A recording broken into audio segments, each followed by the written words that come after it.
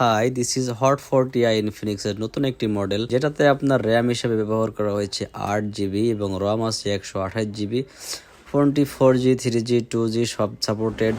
But ফোনটার যে box দেখে তো আসলে ক্রাশ খাওয়ার মতো, কারণ সাধারণত মোবাইল ফোনের বক্সে এত সুন্দর অ্যানিমেটেড ভাবে একটা বক্স তৈরি করা হয় না।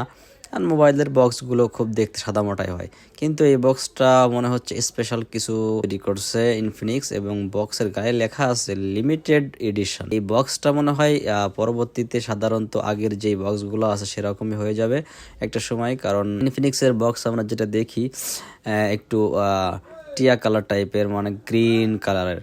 বাট এই বক্সটা একটু অন্য কালারের।